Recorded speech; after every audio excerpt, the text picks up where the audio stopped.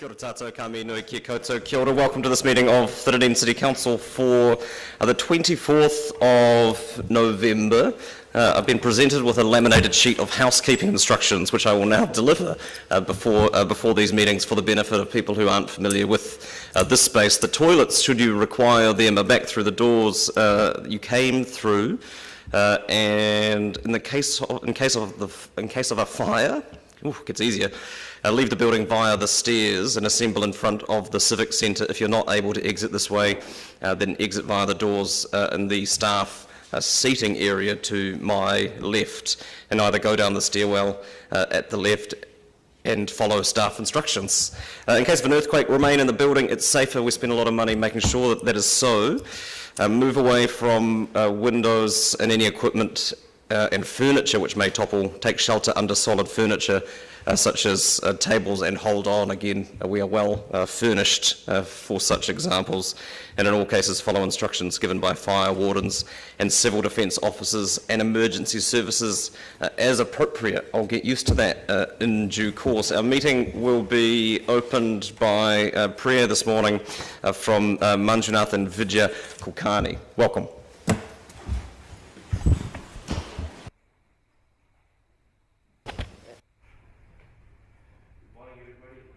We represent into the community in Dunedin. We've been living in Dunedin for over 20 years now. We have had the privilege of having the citizenship ceremony right here, and we are going to eventually have a station and community here. So we'd like to start our prayers. Diwali is gone. That is 2 weeks ago. We used to celebrate here in Nottingham in another way. But with COVID and everything else, it's been a difficult year.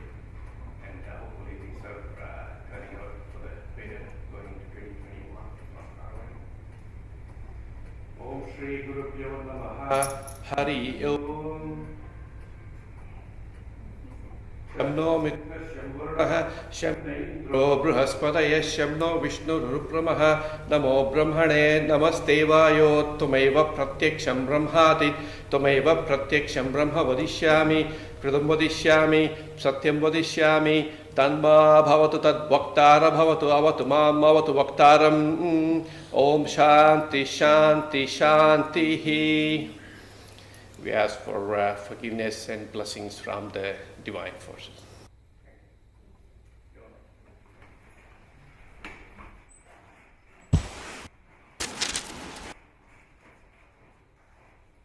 Hearing at the public forum, Paul Gourley, welcome. Addressing the meeting concerning space made available for a Muslim prayer room. Instructions procedural, I don't need to give to you, nor would I anticipate that you would follow them, but the next 5 minutes all yours, Paul.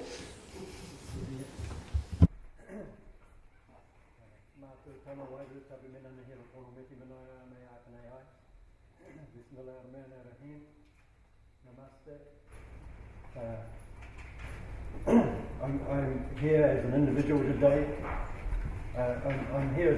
Today. It's true that I chair the Abrahamic Interfaith Council. I'm a member of the Dunedin Interfaith Council, and I'm also, as some of you know, a Muslim. I chose to dress today so you can see what a Muslim in Dunedin usually dresses like. I love coming to council and dressing up and wearing a thorpe or a suit, but I felt that today it was more appropriate to dress as a regular Kiwi. And the reason that I've asked to speak to you today is that council has taken the initiative to put a prayer room and a space for Muslim in the library, which is laudable. I was always brought up to believe that in Dunedin that we had three tenets. First was freedom of faith within the law, that universal access to education and health meant a person could determine their future, and a fair day's wage for a fair day's pay. I'll talk about the first today, and that's the reason that I'm here. My understanding is that, and having talked to staff, is that the motivation for putting the meditation or the prayer room and the space available for Muslim largely comes out of the murders in Christchurch. And whilst that is a laudable thing, what it also does is it draws attention to one particular group. I think that it shows a maturity of our community that we are, as we experience today, asking different faith groups to come along and open our meetings, that we are recognising spirituality in our community. Many of us were brought up in a time when there were three things that we couldn't talk about, weren't there? You couldn't talk about politics, sex or religion. It made it mean that we could only talk about weather and rugby, really. But there is a maturity coming about and a need to address the question of faith. And so, with best intentions, you've also made it possible for people of Muslim faith to have that recognised in their employment contract. And the question is why you don't do that with everybody. I think if there is a benefit in what you're doing, it's beautiful that you have chosen to acknowledge somebody's spirituality or somebody's need for some meditative time during the day. And I would encourage council to maintain that, to keep that level of compassion, rather than passion, but compassion for the people that you employ and for the city. Dunedin was very much founded by people who saw that, and we used to see it in our coat of arms. So in the same way as you're making a special space available, I wonder if there is a special space available for the indigenous faiths, or with my brother sitting over there of a Hindu community, are you going to make special recognition of the particular needs that that faith has that's different from my faith? Now, the solution that comes to mind for many of us is that if it were to be as it is, for example, at Inland Revenue, who have recently made a space available, a meditative space, and you've got a secondary space available, perhaps that space could be for women. And my mother, as a devout Christian, would have enjoyed the fact that she could have that space. And I see that the Mayor has already indicated that I might have an extension of time, so let me indulge you just for a moment. The reason why Muslim want to have our women behind us is one of pure practicality. When we pray and make sujood, we're on all fours. And to try and be, to show respect, etc., it makes sense that as men we are not facing the back of women, right? So I'm talking to a mature group, so I'm bringing that up because in the same way I think that other faiths may find that they have particular needs or interests. And I'd like to draw the attention to the current hospital chapel at the moment has prayer mats available for us. So this idea that Christians and Muslims and other faiths aren't working together, we work really well. And I know that the Otago Muslim Association has asked that the city look at the airport and the model that's being used at the Auckland prayer space. The Auckland prayer space at their airport incorporates everybody and allows for that. So I'm just encouraging you first, please keep up the work. Please stay on track with this acknowledgement of spirituality and meditative faith. It's so important for a healthy community. And please make it inclusive. Please treat us the same way as you treat anybody else, because the danger is if you don't, then you're setting us up, albeit with best intention, to be a targeted group. Yeah? I'm sure you can find Muslim who will say, no, we have to have a separate space. Hey, you can find somebody from any group that will say we have to have a special separate space. But Dunedin has always been an inclusive group. I'm wearing the t-shirt that you gave me when I came back from the Christchurch earthquake. On that day, you didn't ask me about anything else other than how can we help you. And we've seen Dunedin do that with the refugees. You've looked after the refugees in a way that if it had been left to the Muslim community, we couldn't have done it alone. So please keep up that. Please take into account other people's faiths when you're writing contracts for them. and please just continue to be the most wonderful city. I don't want to sound like I'm biased in any way, but we know that Dunedin is the leadership after all, and that Auckland only got built because of our gold. So, yeah, thank you for indulging me. Kia ora, Paul, you happy to take questions? Yeah, if there's any questions, I'm more than happy Councillor to Walker. Yeah, thank you, Mr. Gurley, for a succinct presentation, as ever, and assalamu alaikum. 3 questions. First one is just clarification. So, and I think you've made it fairly clear, but I'll just clarify this. So you're not against the room per se, you're just against singling out one particular religion, in this case, obviously Muslim, and rather that the room should be available to every religion, whether it be Christian, Baha'i, Jewish, and the thousands of other religions. Yeah, and I think libraries are changing and in that way. If I can just make a point, if there is media available in reporting this, Richard Dawson was asked by the chaplains at the hospital. They were frustrated by the lack of consultation at this governance level. And so the practical people were telling them that they're going to have a reduced space, and that's going to have to be, the modelling said that Christian faith was going to be all but gone, but of course we know from modelling this time last year, nobody was suggesting let's model a pandemic coming through, so modelling is modelling. It's a wonderful thing that we do at varsity, but for academic purposes alone. And so when he rang to speak to the media and said that they were frustrated at the lack of consultation, the headline then got changed by a sub-editor or somebody into he was furious.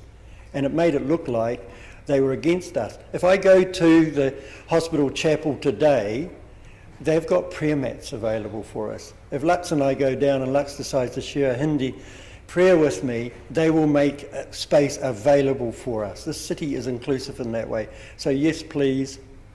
I know in talking to staff who were very keen that I came here today, briefed by them, 18 months ago we did speak to a particular interfaith group. But if you ask me, as chair of the Abrahamic Interfaith Group, do I really represent all the Muslims, the Christians and the Jews?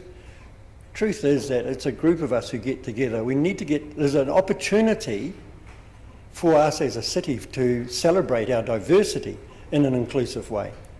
And that's the Kiwi culture. And can I just ask, and you've alluded to it slightly, so why have you come to council rather than staff? I felt that you are the governors. I felt that this is the place where the representative of the broader community is. Staff have been tripping over themselves to be helpful and going to those groups that they can, but I feel like this is at a policy level, and I know that staff are going to come to Harmony Dinner, which will be held in February next year, and you'll see there all the different faiths together on the day.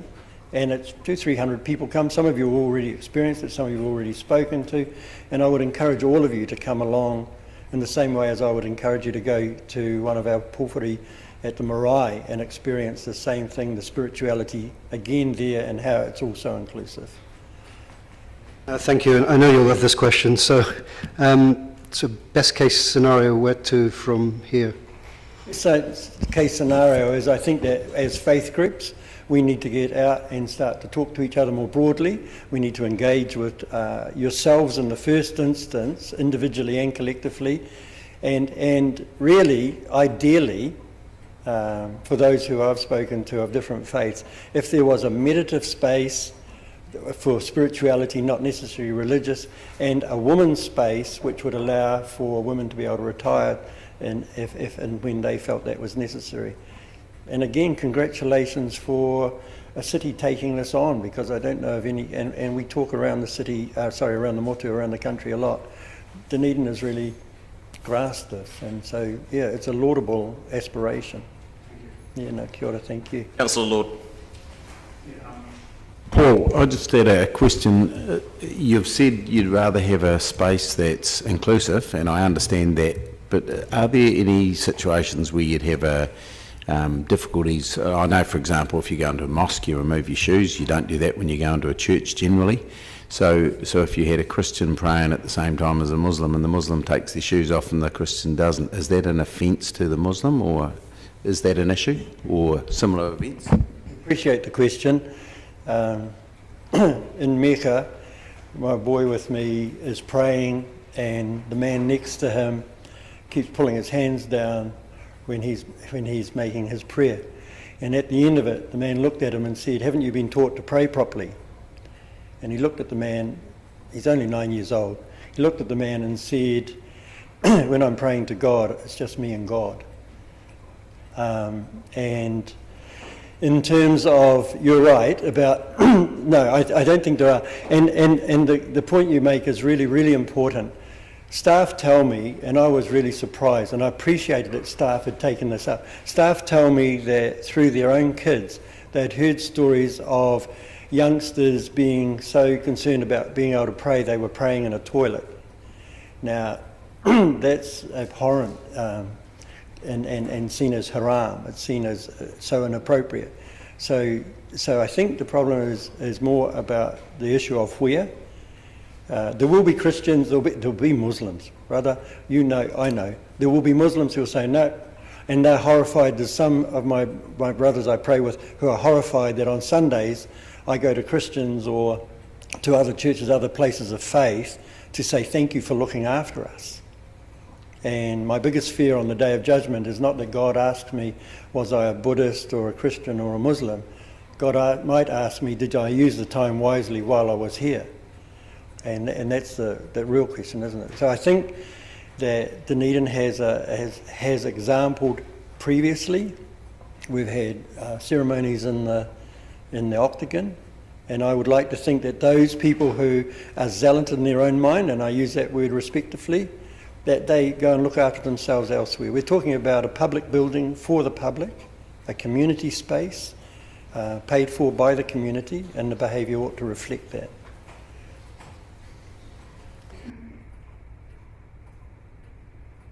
Councillor Elder.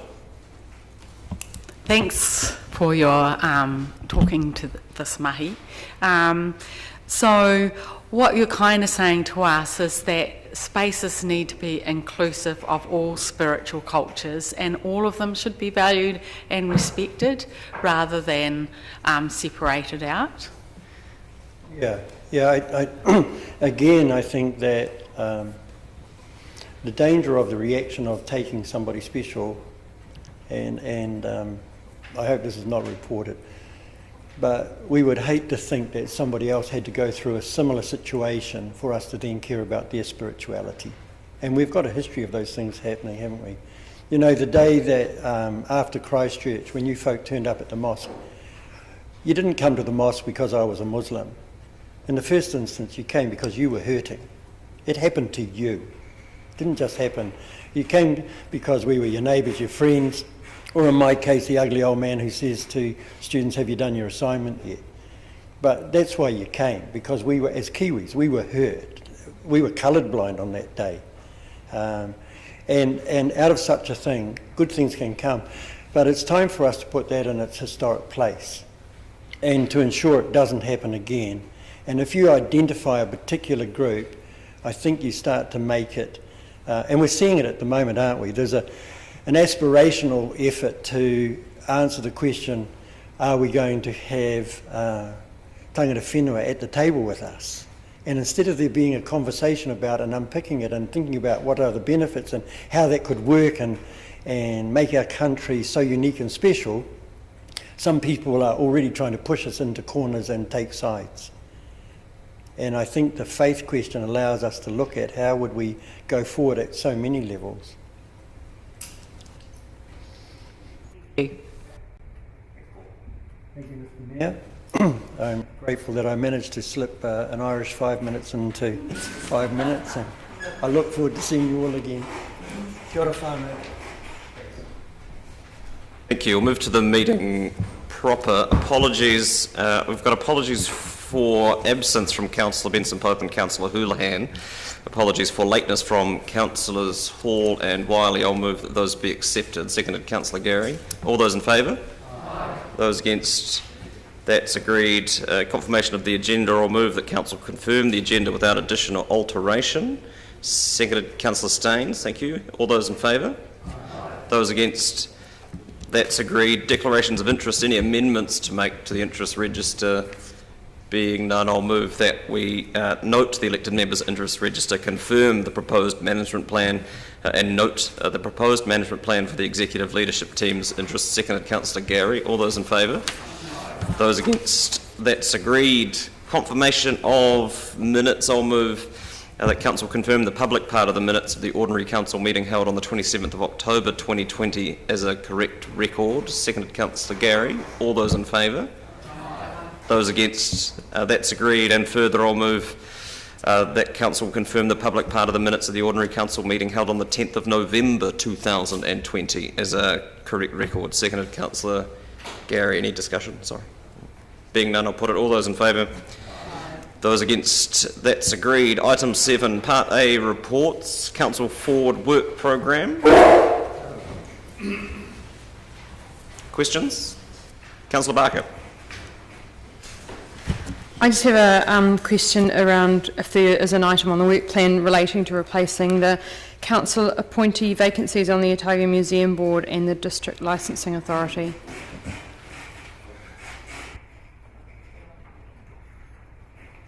It's not on the work plan, but it's scheduled to come to the December meetings. There's certainly a conversation with the Museum Board in particular about what the skills are required for that institution over the coming period and how best to fill that. Further questions? Councillor O'Malley. It's the speed limit bylaw one, and we've got the approval coming up in December. If we're going to do this on a level of frequency that might be around a year, I'm just thinking that by the end of that year we might have the consultation components of the next cycle put in. Thanks.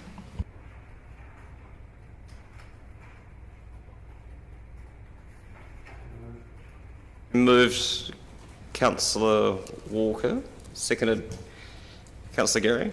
Anyone want to speak to it? Being none, I'll put it. All those in favour? Aye. Those against? That's agreed. Item 8. Actions from resolutions of council meetings. We moved Councillor Walker, seconded Councillor Elder. Any discussion? I'll put it. All those in favour? Those against? That's agreed. Item 9, DCC submission on a preliminary view of the 2023 census content. Ms Pinfold and Ms Ballantyne, welcome. Anything you wish to add at the beginning? Just by way of opening, we'd like to just point out that we're aware there are some typos in the back page of the submission, and we'll be making sure we correct those before they go out. Thank you. I appreciate that. Questions, Councillors? Councillor Elder. I see there's further engagement on the 2023 census. Would you like to be contacted about future opportunities to engage in the development of the census confidentially? Yes, no, and I would like to submit that, in fact, we do. The last census... Councillor, is it a question of staff? So that we can make sure the next census reached everybody. So would you consider that an opportunity for us to submit on that, as well as the actual structure of the census? That's probably an oversight on our part that we hadn't ticked yes for that question 14, if that's what you're referring to. Yes, question 14 says, would you like to? We will. I have to ask, why in the drafted submission we've found responses, or have responses to all of the questions except the ones through population structure by number of children born. Is there any particular reason why?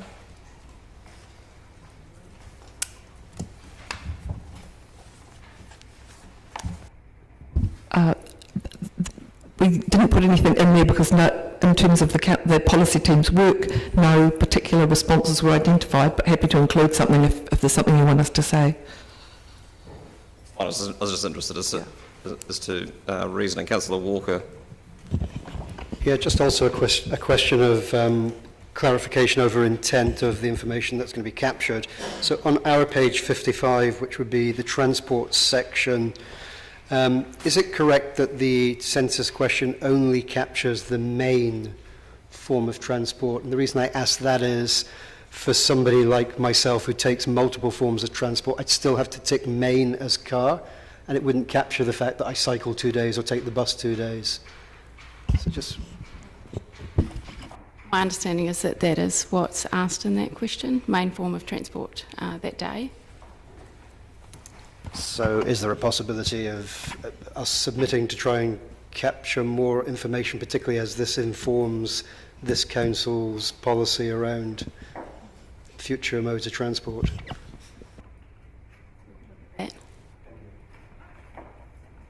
think the problem with the census, councillor, is that it is designed to be 1 day's cross-section of how things operate, which is why they ask you where you are on that.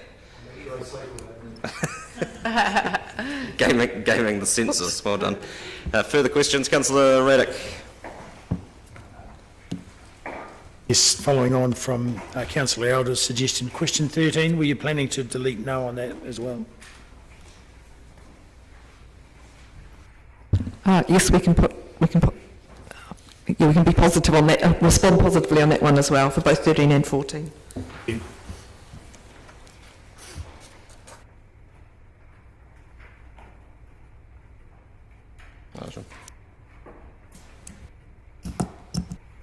Further questions? Councillor Vanavers? Happy to move option 2, and if there are no further questions, would like to speak to it. Option 2 being? Do not submit. Do not approve the DCC submission as a preliminary view. Is there a seconder? It lapses for want of a seconder. Would someone like to move anything else? Councillor Elder, you're moving? Just option 1. The recommended option? It's fine. Seconded, Councillor Walker. Would you like to speak to it, Councillor Elder? No, I just want to clarify our continuing involvement in points 13 and 14, because in fact the last census failed our population, and we need to make sure that the way they do this census is very inclusive and enables everyone to participate. Thank you. Councillor Vanavers.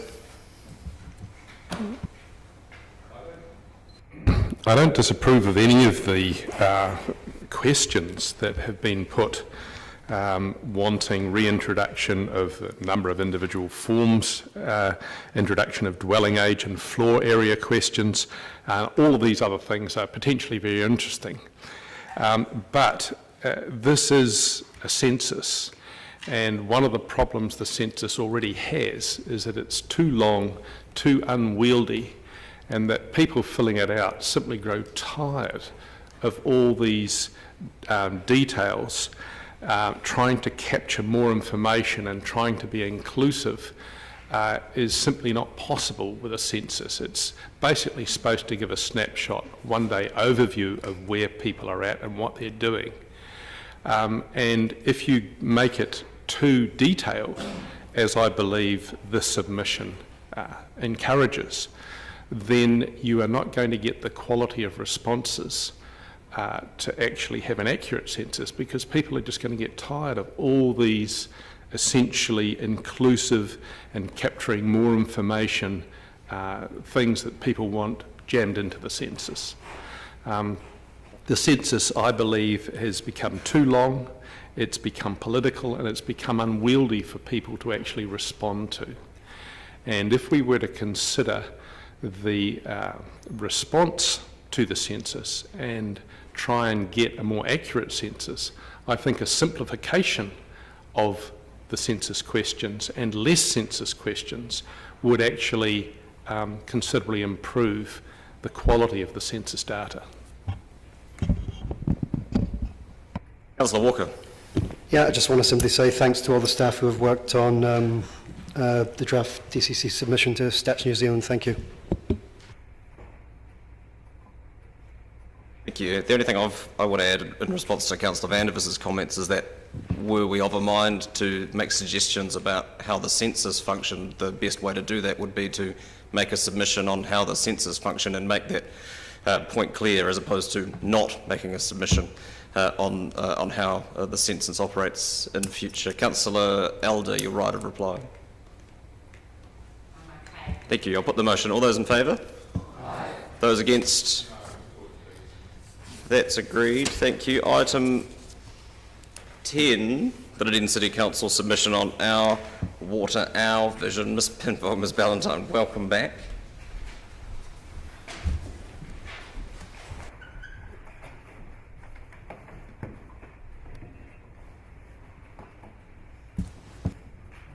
Taking this as read? That's fine. Councillor Barker? Regarding mana whenua, I was just wondering why question 20 wasn't answered and if there were any waitapu in Dunedin's area.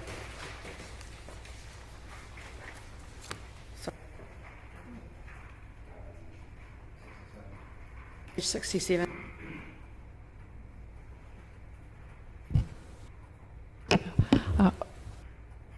I don't have an answer, sorry, for why it wasn't answered, I guess. Yeah. Because I looked in the consultation and it was that they thought that there were no the Māori impact statement, and I just wondered when that question wasn't answered, whether it was because we didn't have any waitapu in our area. I'd only be guessing if I said why, but perhaps it's because of the goal of vision for waitapu, but we can follow that up. Cool. Thank you. Just don't guess. I confess I've never heard it used as a term until now. We have wahitapu, which are, and I did actually, when I read this, think that maybe this was spelt incorrectly, but surely that couldn't be the case. It's such an important and high-level consultation document, but we can get clarification around that, that's fine. Councillor O'Malley. Yeah, unless it was sacred water. Yeah, I think it's wahitapu as well. Gets to the next question too, 22. We've got a not applicable there as well. And I'm wondering, given our beaches and reserve bylaws and our attitude towards launching of boats, etc., why? So it's more of a rhetorical why as to there's no opinion there. Do you have a reason why there's no opinion? Again, sorry, no, I can't provide one now, but happy to follow up with our Parks and Rec team and potentially city development and spatial plan about those issues. And earlier questions, some of our timeframes, we would like to see things done up to about question 14. We do both the short term and the medium term, and then the later ones we move to just the medium term. Is there any particular reason we've changed our desire and got rid of the short term? A good example is natural 15 and then 16 that follows. When you want to see that goal achieved, you've taken the short term out. We can follow up with departments who submitted on this to find out the reason for the difference in timeframes. Councillor Lofiso. Tēnā koe, Your Worship. Tēnā kōrua. Kia ora mōtō mahi. Thank you for the work. Just following up on Councillor Barker's question, in terms of the impact on mana whenua and other tangata whenua, if the kai whakamahere had been in place, there would have been some oversight from mana whenua in this? Yes, that's right. Councillor Lord. Yeah, look, I just had a question on page 62 of our agenda. At the bottom, it's talking about the FMUs and the comment has been considered that the Otago FMU or the area we live in, Dunedin Coast, the entire area is perhaps too large, and it says that they will have, it may cause problems that prevent, for example, improvement of things like the Kaikorai Estuary and the Tomahawk Lagoon, and I was just trying to understand the logic behind that answer, why that would be the case, and why you would have to break them into much smaller areas to achieve a good outcome. I'm just wondering if there's any commentary. My understanding is that a smaller area allows for a more focused or concentrated, concentrated engagement or focus on the area. So the broader the area, the broader your approach needs to be. So the advice from our Three Waters team is that it's we get a better result if we focus on the smaller area and the smaller catchment. Councillor Reddick. I'm just concerned about question number 5 on page 63. The quantity, quantity in waterways, because it's quite a, my observation is quite a significant problem throughout the country of waterways getting depleted from use, and there's nothing specific here to provide any guidance about how much water people can take, as long as it's available for social, economic and cultural well-being, as long as you take the water to use it efficiently. Do you think, can you have some, could you supply some commentary on that, please? Do you think we should be commentating on water quantity? I'm not sure that we are in a position to comment on that, so we've stated what our goal and objective is, but we're not able to comment on the amount, as far as I know, unless Mr. Drew wants to comment otherwise. I would note also that the question asks what is your vision or goal. It doesn't ask for an opinion on water allocation or how that specifically might be managed or achieved. So I think, you know, the response that staff have drafted is one related to that question that's been asked. Although the survey, the feedback is... This isn't I'm not discussing it with you. I'm just... Yeah. Do you have a further question curious. for staff, Councillor? Thank you. No. Councillor Elder.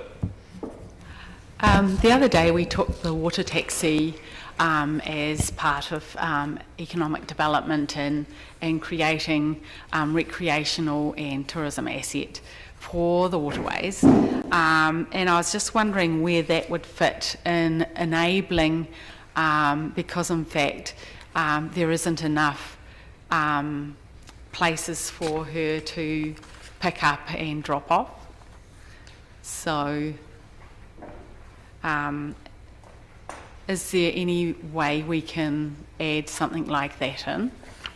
We can add something in wherever we like, Councillor, but it's probably best up to elected members, not staff, as to identify what that might be and where it might fit in this submission. Yes. So if you have any specific amendments, then please do raise them.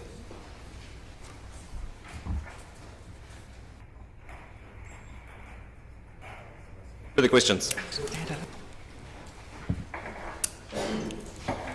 Someone like to move the submission? Moved Councillor Barker, seconded Councillor O'Malley. Would you like to speak to it, Councillor?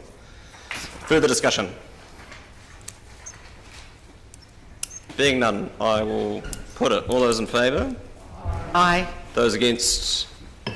That's agreed. Thank you. Item 11, DCC submission on a partial review of the Otago Conservation Management Strategy. Mr. McLean, Mr. Brinkley, welcome.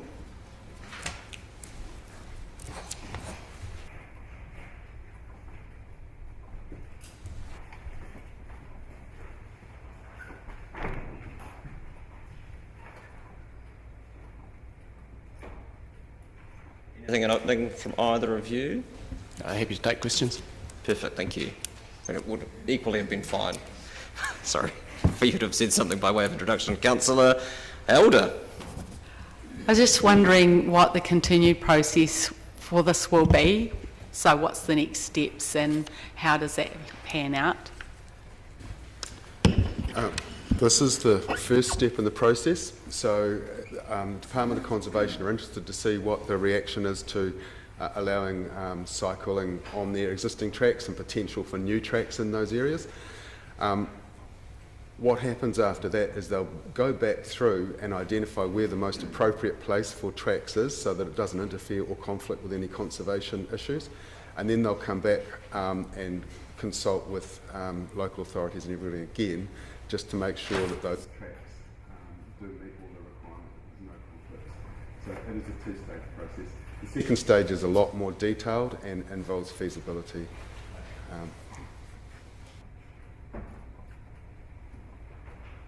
Councillor Barker.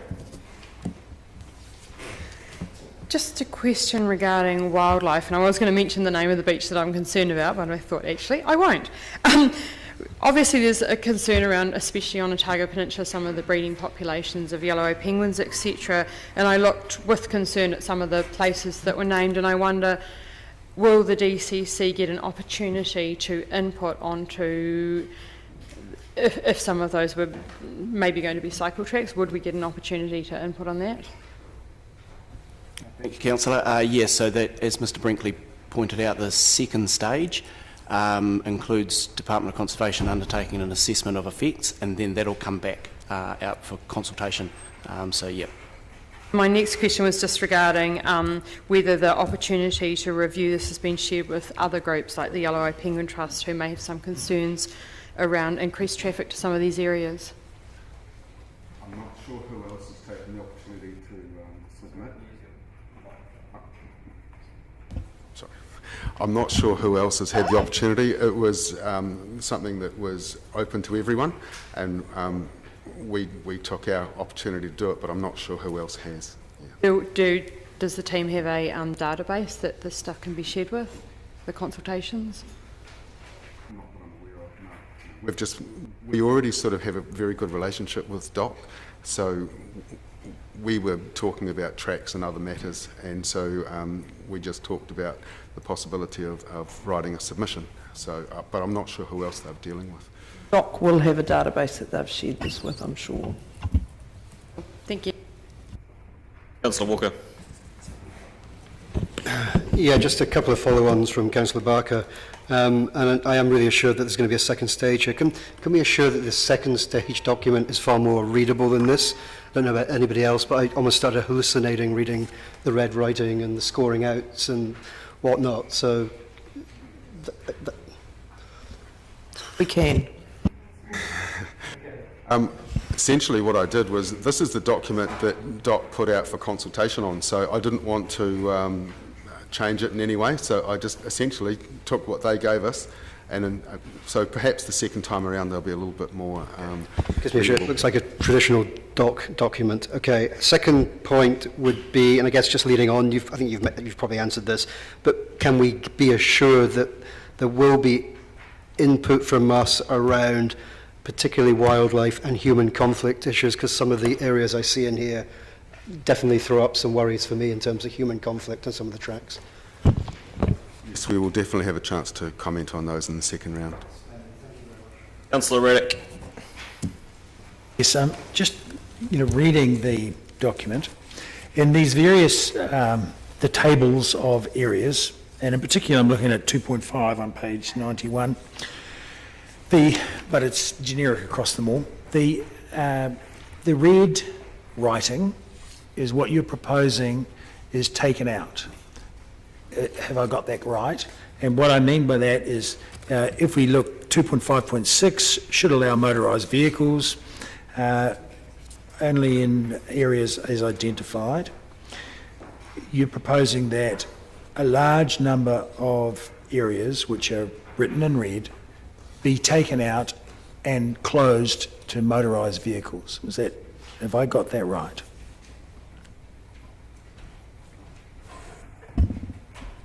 So this is not DCC's proposing this. This is Department of Conservation proposing that.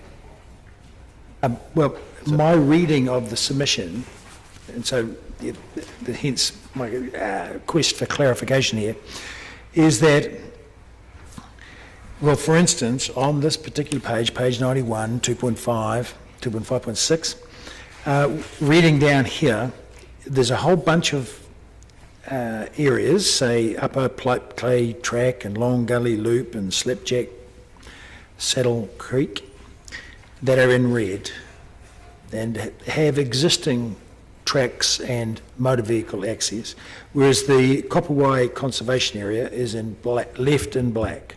So my understanding of your submission is that you're saying take out all of these red ones and leave in that black one. Have I got that right, or have I got that? No, it's not in black and white. Yes. The amendments that have been suggested by the Department of Conservation. Yeah, well, that's the difference there, really. Whether I can it's fix it. For clarity, councillor, yes. The underlined red ones are inclusions. The struck through red ones are being removed. So if you look at the example you gave on page 91, it's just the bottom two in the conservation area, the Obelisk Range track and the Kopawai track to Sisters track are being removed. All the rest are included. Council's draft submission starts on page 110 of the agenda. Everything before that is what we're being asked to submit on. Right. Thank you. Councillor Gary. Thank you, Worship. Mr Brinkley, would it be fair to say that this has been triggered, this initiative, due to the interest in cycling in areas of our city that haven't been possible previously? Yes. Otago in particular, the part that we submitted on was just the conservation lands within Dunedin City Council area.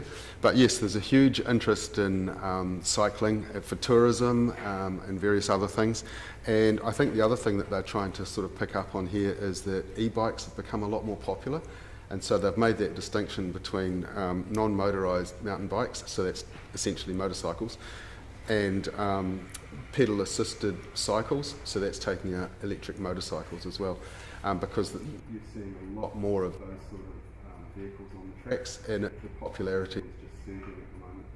So would it be fair to say it's a catch-up with the modern technology in cycling, and then the detail will come later to ensure, and am I hearing you say that we can trust that that second stage will deal with that concern around wildlife and so forth? Yeah. And I think, Doc, when they take this first stage and they see, you know, what the flavour is of local authorities sort of allowing these Department of Conservation for tracks and cycling, they'll then start going in a lot more detail as to see what the implications are. Thank you. Councillor O'Malley. Just in the list of the tracks that are in our area that's on page 110, there's some fairly sensitive areas like Aramoana, Waikawari River mouth. What's our Boulder Beach? What's the surety that we have that if a track is in there, that the mountain bikers will stay on the track, given that those are very sensitive areas? Will that be, I guess the point is, when you said this is the start of this, as we go forward on this, will we be seeking a surety that if we support any of these activities, we understand the impact?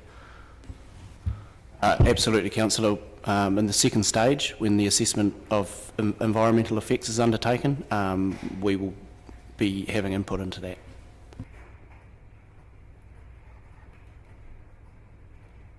Further questions? I'd like to move the recommendation. Move Councillor Gary, seconded Councillor Elder. Would you like to speak to it, Councillor? Sorry, Wishu, I thought I was seconding it, but that's just fine.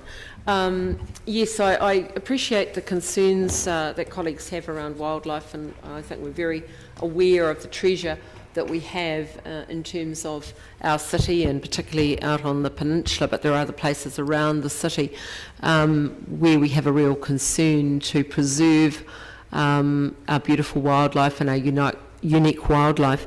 However, I'm very happy to support this as a first stage towards development of cycle tracks in appropriate places, and it lines up very nicely with our other initiatives that I know Councillor Elder, as our colleague, is very passionate about, and others around this table. And there's a lot of effort going into looking at cycle tracks, and I know from work done previously that often it's that little bit of land that connects private land and public space, and that bit of conservation land that perhaps may not have wildlife on it, that is an obstacle to the development of a cycle track. So this is a first step, very comfortable, supportive, and I would encourage colleagues to do so as well. Put the motion. All those in favour? Aye. Those against? That's agreed.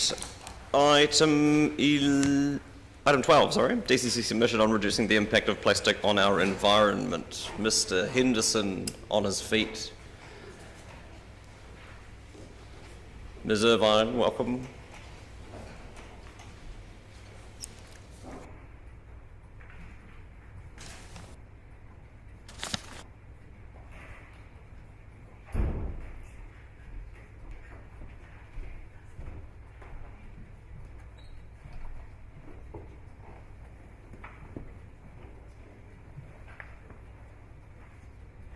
Anything to add by way of introduction, either of you? Yeah, no, happy for that. Take it as read, thank you. Thank you. Questions, councillors? Councillor Barker. Thank you. I just have a question around the Waste Management Fund and just my understanding of that, because I know that Waste Minimisation Fund, we have a fund for that, but is there a national fund as well? And how big is the fund? I couldn't give you an accurate figure for how big it is. There is a centralised MFE administer a contestable waste minimisation fund. I can't remember exactly how big it is at the moment, but it's estimated with the increases for the waste disposal levy over the next 4 years, that fund will increase to approximately $240 million in about 2024. So at the moment it's considerably less than that, around maybe $50 million a year maximum. So do you know if any researchers from Dunedin, i.e. Otago University, have applied for that fund? Not via us. No. And do we have the capability within the university, I'm sorry to ask you this question, to apply for that fund?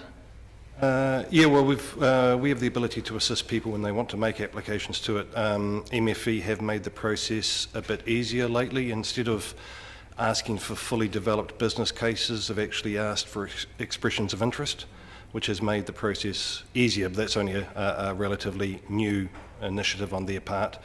But yeah, I'm not aware of who has actually applied to that fund at the moment. Thank you. Councillor Raddick. On that same topic, have we in the DCC made any investigations of our own into pyrolysis or plastic melting processes in order to recycle plastics here? So that secondary processing was looked at a high level during the business case for the around Waste Futures. That type of thing tends to only be economical at scale, at large scale, which we just actually don't have available. Just like to note, we do have some plastic processing in Dunedin. There's a company called Packet and Kaikarai Road that recycle plastic underwater. Okay.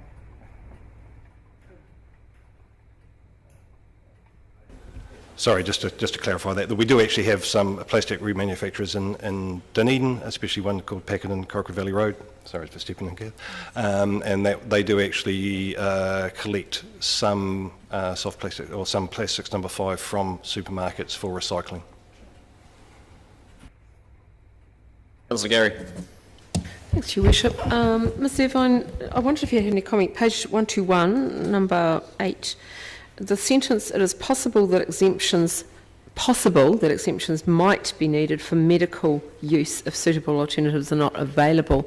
I thought that was quite surprising in that I would have expected it to say would be needed, because there are some situations where, and it's often very plastic heavy, where you're, unwrapping syringes or needles or various medical things, and they're very much dependent on plastic. I would have said that was an imperative. Any comment to make on that? Yeah. Polystyrene, hard polystyrene and expanded polystyrene is used quite a lot in medical. So soft plastics are another issue. Often they are number 5s, but it's scaling that up to be able to recycle it. But as far as containment, they use polystyrene, or PVC. So they also use PVC test tubes, which they can sterilise and use over and over again. And they'll use polystyrene bins for things like organs and keeping things cold and that sort of thing. So until there is something as good or better than those products, they may be made exempt or given more time. That was my point. It's sort of like not may, but would. Councillor Lord, a question. My question was just in relation to the fact that this submission is not our own, and it's one that we've adopted from Wasteman's, and is that a normal, why have we done that rather than just, like, surely we have capability to write our own, and are you comfortable with the content of it? So what has been happening, there's been a lot of submissions coming out during the last term of government, etc., on waste-related issues.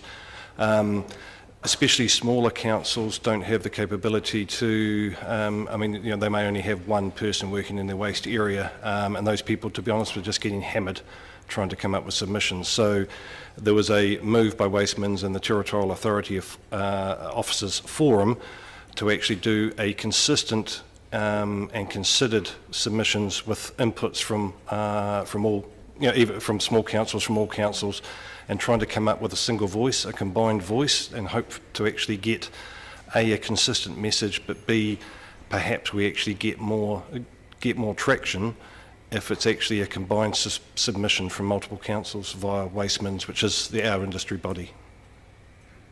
Note on page 117 that the body is overseen by a steering group of council officers, and I just wondered if there's any reason why we don't have a representative on that group, or is Miss Irvine a representative but just not in the oversight body? Yeah, that's right. I talk to them. So they cover all the councils. I'm the person that they contact to get the views on how to recycle plastics.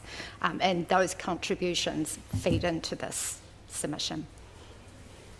Thanks. Can I just ask that same question slightly differently? Were it the case that the Wasteman's submission wasn't something that staff endorsed completely, it wouldn't be presented to us in this way, would it? Yeah, that's correct. I mean, we do have the ability, if there was anything that you wanted added to it, we could obviously cover that off in the covering letter that will go, the supporting letter that goes with it. But we were in the middle of writing our own submission, or Kath was in the middle of writing a submission, and then the Territorial Authority submission was completed. We compared that with what we were submitting on and realised that all the points had been covered. So, Councillor Walker. Yep, thank you. Thanks for the submission, which I guess for me is sort of a bit of the agony and the ecstasy being it's very aspirational, but the agony, we don't do much of it. So 2 questions, I guess internally, probably to you, Ms Irvine. Do we currently put much pressure on our suppliers in terms of the sort of packaging things we buy come in? Lee would probably be the person to talk to there. I know that she's doing a lot of waste minimisation, sustainability initiatives via council and through procurement. So she'd be a good person for you to have a... Okay, and I guess follow-on question is, do we have much leverage in terms of, for example, events that are held in the stadium to be waste zero? Example being obviously the recent beer festival was a waste zero event, but I noticed some of the rugby games are the corollary, they're terrible. Yes, I know that the stadium are really interested in minimising their waste and recycling more. There's definite interest there. I don't know who's leading it now because Kim was involved in that, and she is now back with us. So, yeah, but I can follow up. Please, that would be appreciated. And one more question. On page 126, around the, I'll get a big sigh here when we get onto single-use coffee cups. It says that only 56% of councils support the decision not to ban coffee cups. At this stage, with 44% of councils in favour of a ban, where do we fall?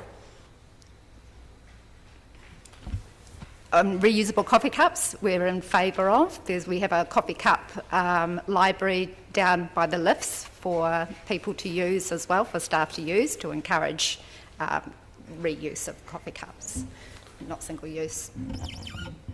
I'll just probably just add to that, yeah, so and we have assisted with funding from our own waste levy funding. We've assisted with rollout of reusable cup schemes into some of the cafes in Dunedin, and we've supported that. I guess where we draw the line is when it comes to some of the coffee cups that call themselves compostable or that type of thing. There's no evidence to support that most of those actually are biodegradable or compostable. So it's whether it's reusable versus supposedly environmentally friendly options. And without incurring the wrath of the Mayor, I can always rely on you to focus on the big picture, Councillor. of course. Thank you, Your Worship. Without the DCC becoming a sort of mini dictatorial nation, how do we better encourage greater uptake of reusable coffee cups? Just. Well, yeah, it is a hard one, but at the moment it is. We're trying to do that via promoting and assisting with funding via our waste levy funding for those services to be rolled out wider through the cafes and that kind of thing. So it's, yeah, we're not dictating what people can and can't use, but we're supporting a move towards reusable cups, etc. Yeah. Thank you, Councillor O'Malley. Thank you, Worship. Just looking at point 11 of the TAO, that basically talking about oxydegradable plastics and their contamination in both compost and plastic recycling. Can you, just for those who wouldn't understand what that contamination is, just give a quick explanation of how they act as contaminants? So oxybiodegradable is actually a plastic that has had additives put into it to make that plastic break down quickly.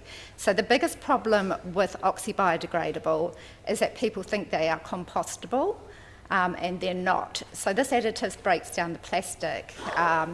It causes microplastics, and that's the biggest issue with it. There's a whole volley of compostable packaging products out there. There's a product called PLA, which looks like a plastic and behaves like a plastic and is certainly not compostable, but makes claims that it is. And it's the same with the cup. So even a regular coffee cup, single-use coffee cup is waxed and will not compost. Then you see a lot of these fibre products, they've got a cellulose liner on it, usually made of PLA, but there are different types as well. They do not compost. So what we're hoping we'll see is a New Zealand labelling standard for these products to make it really clear, because I hear, and I'm hearing all over the place, that there's a lot of confusion of what is and is not recyclable. And the labelling that we have on our products currently, they're from other countries, from wherever the country it came from is, and it's not necessarily applicable to New Zealand. So if we have some proper labelling here that works for New Zealanders and works with the infrastructure and the capabilities we have here, that will be much better for the consumer. Just on that same point, just following up, there was a question around phasing them out by January 2023, and the TAO basically said that they'd soon them phased out by January 2022. Is there any reason why even aren't they basically asking for an even more rapid phasing out period, given their impact on all of these other streams?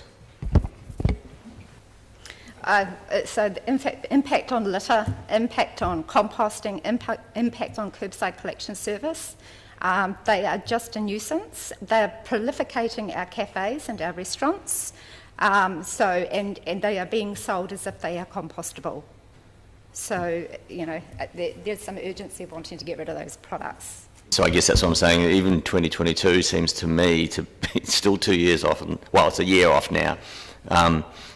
If they are such a problem, I wondered why the TAO, but you may or may not know why they didn't just say 2021, like now, if you can, please, government.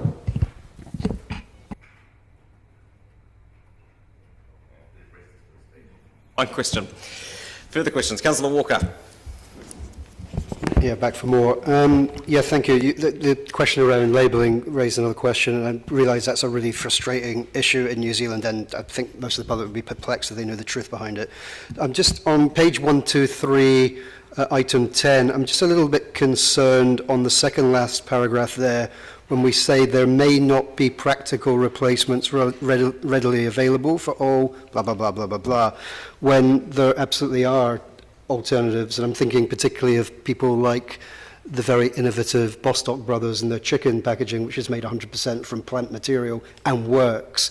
So wouldn't it be better perhaps in here to highlight the fact that there are actually alternatives, and maybe invoke some encouragement for because pasta can go in that plastic, for example, and that's given an example where it couldn't. And so I'm just trying to, wouldn't it be better to... Whether it's better to or not would be a question of elected members. People can amend the submission. This is what's been drafted and presented to us. I would love to amend that. Oh, you're welcome to. I mean, I think the key word in that paragraph is practical, and that is obviously open for debate as to how practical alternatives might be at a particular scale. But that's noted. We can deal with that in due course. Councillor Parker. Just thinking about the effect of plastic waste on rates, and I was reading some of the figures from other councils, do you have a ballpark figure for the cost to Dunedin of dealing with plastic or contamination?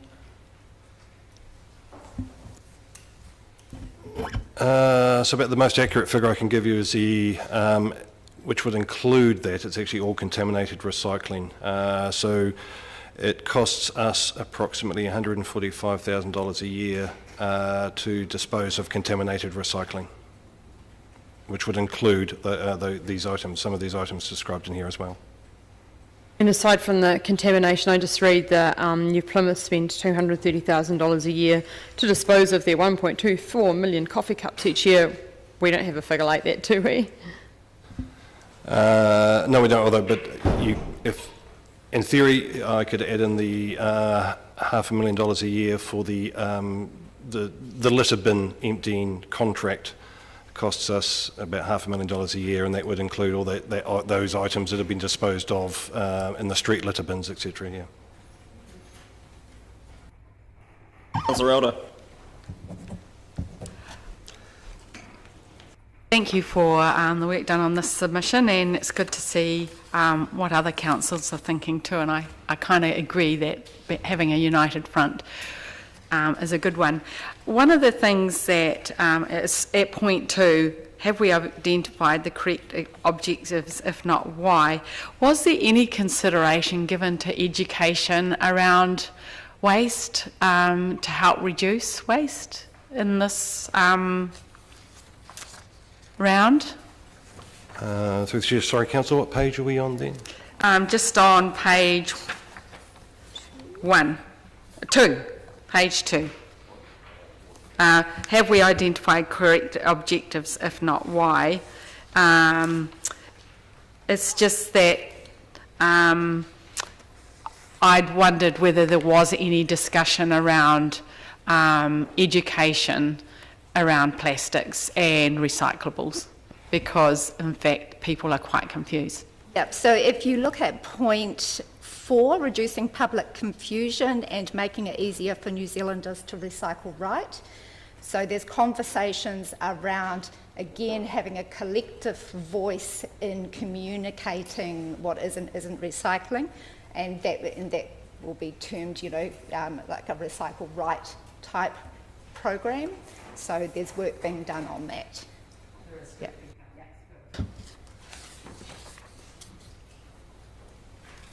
Further questions? Being none, would someone like to move the submission as drafted? Moved to Councillor Barker. Seconded Councillor O'Malley. Would you like to speak to it, Councillor? Reading this report and the accompanying material from MFE was enlightening and frightening.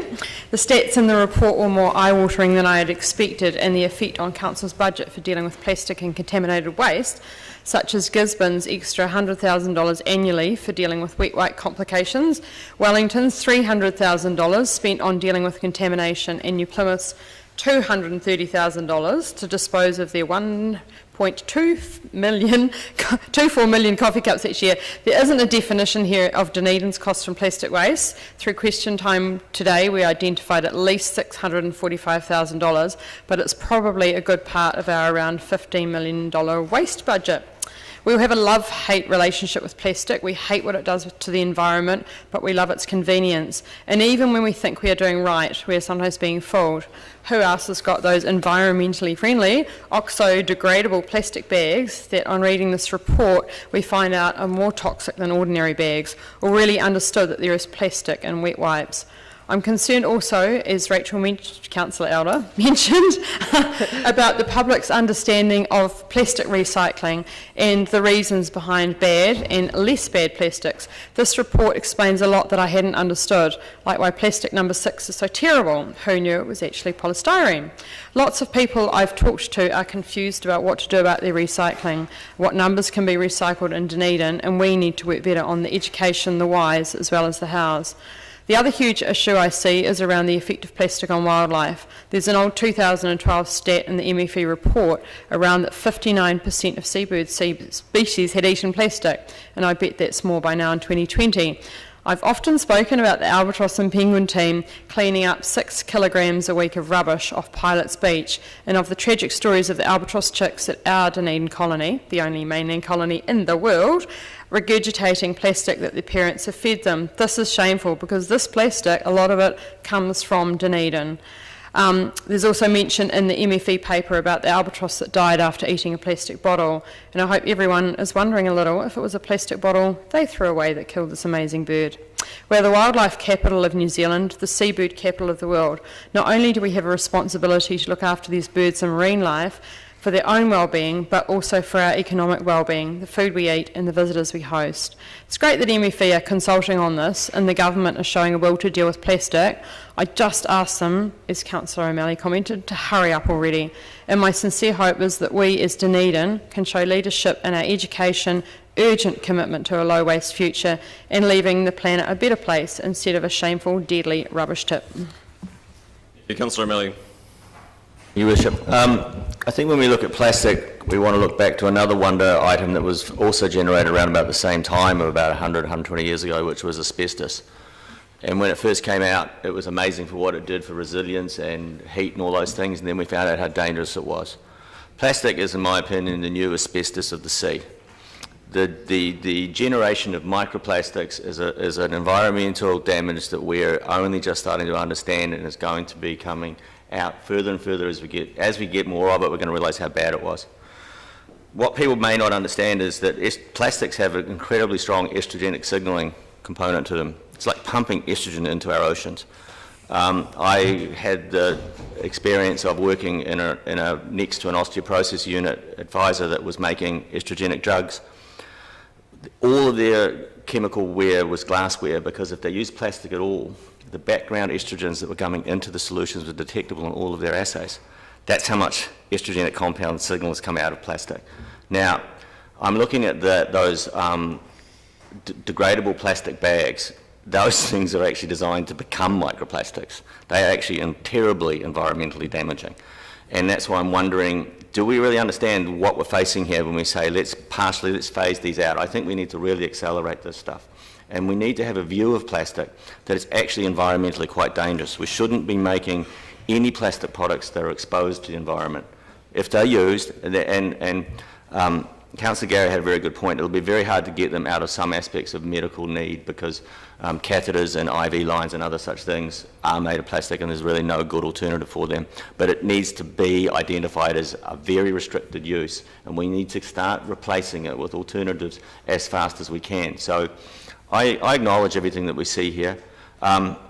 I also want to point out, though, that as we go through this transition of getting plastics out and going to more renewable materials and environmentally friendly materials, we're running into a situation where both materials are out there in the community, and then when we're trying to do our recycling activities or our disposal activities, one is contaminating the other.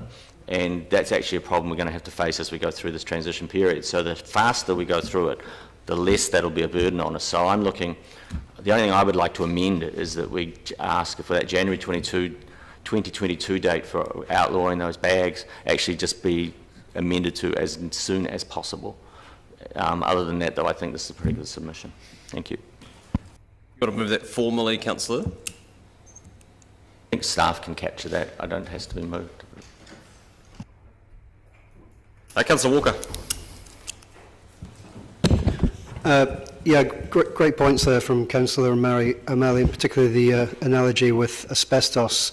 In fact, my wife, who is an associate professor at the university doing brain research, absolutely tries to avoid anything that has been in or has contacted plastic, so go figure.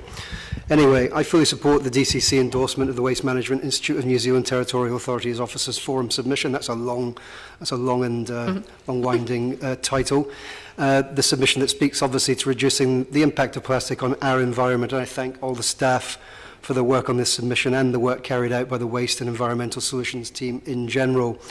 Also, while recognising that the submission focuses very much around mandatory phase-out of certain food and beverage packaging, including all oxo-degradable plastic products and later down the line polystyrenes, I do, however, think, and again without wanting to sound like a broken record, and in light of the extensive and excellent waste minimisation document produced by this territorial authority, that we as a city and a council should be thinking more cleverly about, why's the bell going? Cleverly about being leaders in these areas. Leaders rather than followers. Whether it's pressuring our suppliers to not use polystyrene packaging, I know of other businesses within Dunedin that already do that, and the suppliers have changed the way in which they deliver, or being better at encouraging or partially financing a reuse culture in this city. Also, are we clever enough about helping to allay public confusion about recycling? We've all had the debate in our houses about what number plastic can go where and whether or not it can be recycled. We know that one well. And how about making this whole building a waste minimisation leader? I currently take my food scraps that I eat in this building at lunch home with me in my own pot to go in my food recycling at home. I don't think I should be doing that. And how about simple actions like making this building a single-use free cup zone to help change the culture and refocus the messaging around waste? I know some will say that small isolated steps will not lead to systematic change, but I do not agree with this. Doing nothing will not lead to systematic change. The recent craft beer festival at the stadium proved we can have well over 15,000 people at one venue in our city at a zero waste event. Why don't we currently require this for all stadium events? Let's become a council that leads the way in waste minimisation, a territorial authority that other councils look to in order to see how it's done. Thank you. Councillor Gary. Thank you, Your Worship. I want to begin by thanking the staff, and I want to draw attention to Ms Irvine's work. I've just forgotten Lee's last name, my apologies. And I've had some contact with that through being chair of Grants Subcommittee, where we deal with Waste Minimisation Fund. And I really welcome the submission that we're discussing today, because I believe round this table there is a readiness to support actions, as Councillor Walker said, and I commend my colleagues individually for their willingness to raise the bar highlight issues. But I want to thank the staff for their work to date in the background, some of it unseen, to bring us to a place where we can make good decisions. I was concerned and did mention medical, because I believe that that's some way off being addressed, and it would have to be an exemption, not might have to be, but would have to be an exemption in this particular area. However, I do think there's some low-hanging fruit in terms of changing the culture, and one of those is with our cafes, and I'm sure that work has been going on from our staff to work with local cafes, but even 2 years ago I recall seeing and talking to a cafe owner who really wanted to do the right thing but was terribly confused about what was compostable and what wasn't. And I think that's an area where we're often interacting with the cafes, and we want to see leadership in that area. I think about a comment that an applicant made to the grants subcommittee around compost and the microplastics in that as we were discussing an application, and that was fairly confronting, I would have to say. I think when we're having these discussions about the future we're leaving our children, and I think about the conversations I have in the community in which I live around the confusion, people wanting to do the right thing, people of all ages, and still confused about what they can put out in recycling and so forth. I think our community would expect us to support this submission in all its various forms, and like Councillor Barker, I learnt a lot from the detail in it, so I thank staff for that as well. And I too would like to see us leading. I believe there's a mindset around this table right now, no matter what age and stage we are all at in this journey. And I just recall, and want to pop in, I can remember the first time I saw a plastic bag. And that might make me seem terribly old, and I do feel it today, but I do recall it. I remember where I was, and I remember this wonderment at this extraordinary development of plastic bags. And I think to now, and I think, how did we get here?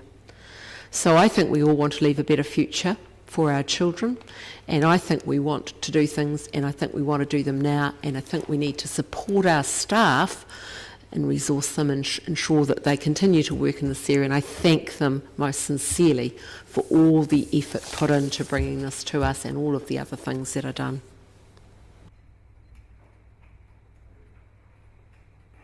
Thank you. Well, I mean, I certainly can support this. There are two issues, as far as I can see, around plastics. One is around resource use, and if we're trying to transition to a zero carbon economy, we need to use the resources that we have available on the things that can't be substituted easily, as opposed to using them to produce things that do have substitutes available. So there's an efficiency of resource use question, and certainly, as has been demonstrated in people speaking to this today, certainly an issue around the impacts of that waste stream on biodiversity and on our particularly our indigenous and threatened species.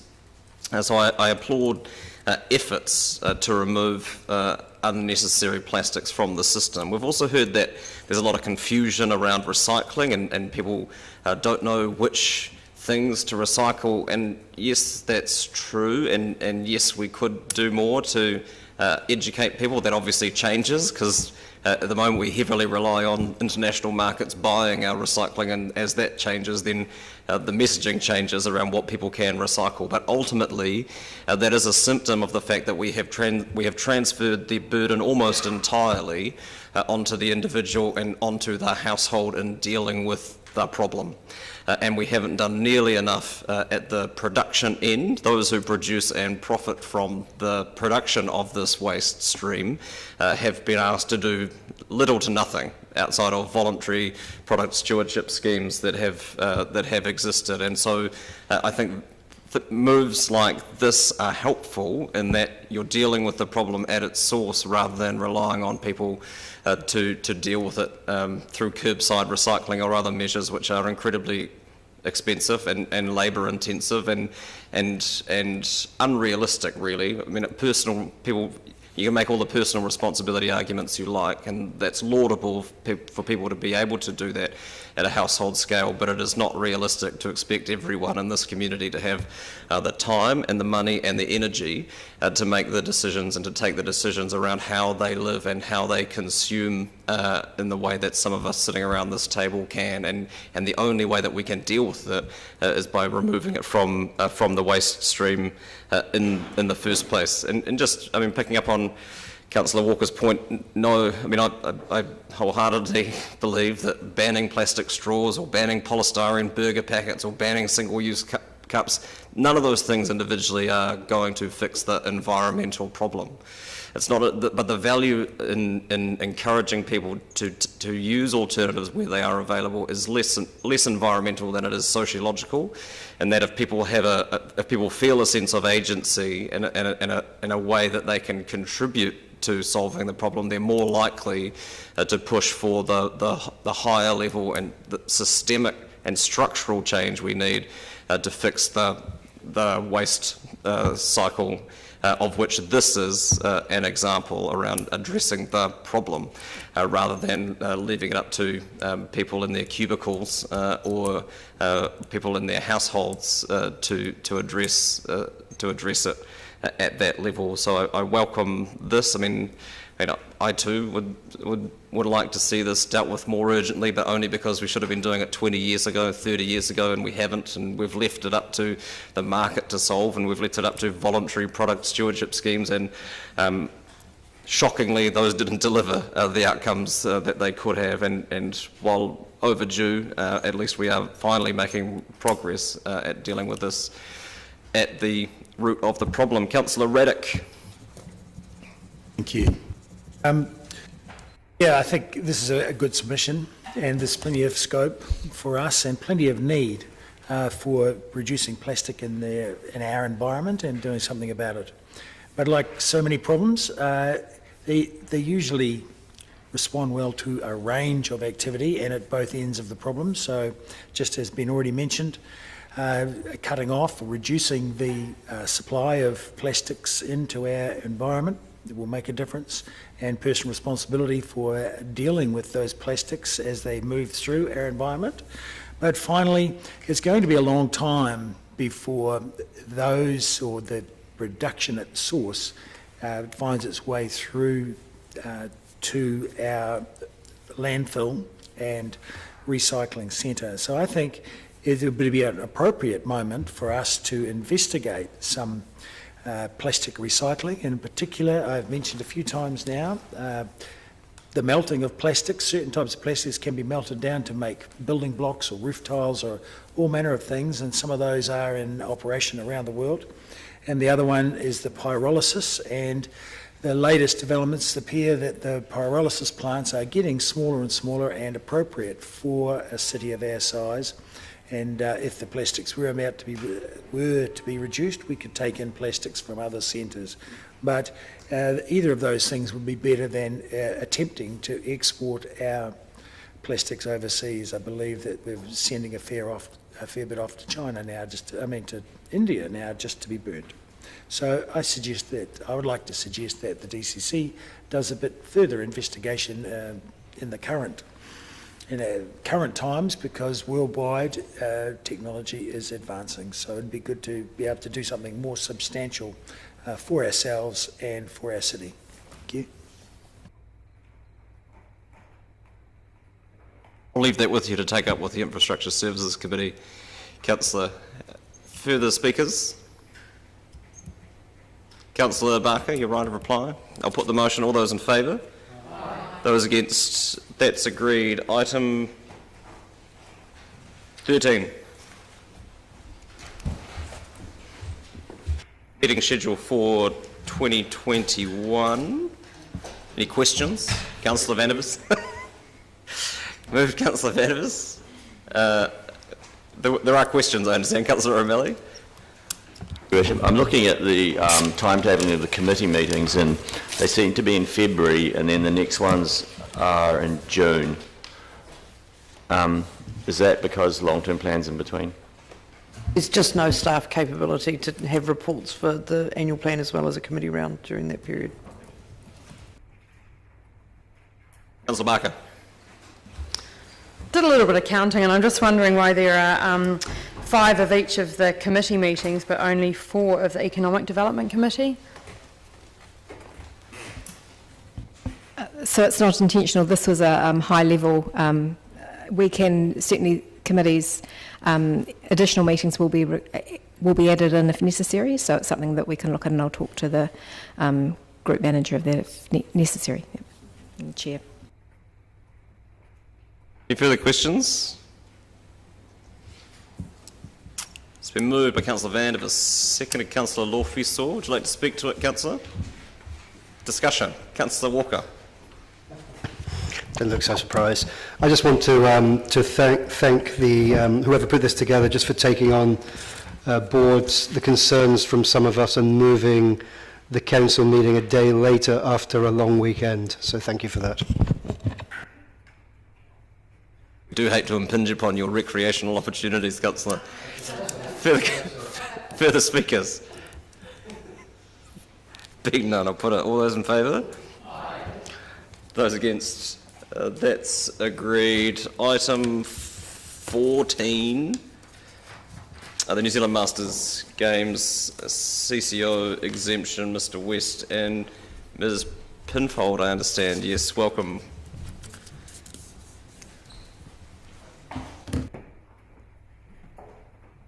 What is it that you're proposing to move, Councillor Wiley? You're going to move the recommendation, thank you. Questions, councillors? Councillor...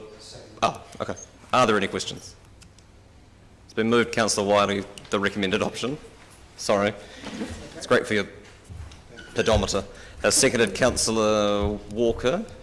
Would you like to speak to it? Any discussion? Being none, I'll put the motion. All those in favour? Aye. Those against? That's agreed, which brings us to the end of the public part of today's meeting, and as such I'll move that council per the order paper move into non-public session. I'm just checking if anyone needs to stay. They don't. Seconded Councillor Gary. I'll put that. All those in favour? Aye. Those against? That's agreed.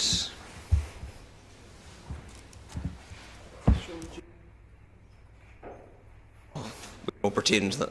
Can we? I'll move that we adjourn the meeting for. Let's take 15 minutes. Seconded Councillor Gary. All those in favour? Aye. Those against? That's agreed. Are we back at 11:48 or thereabouts?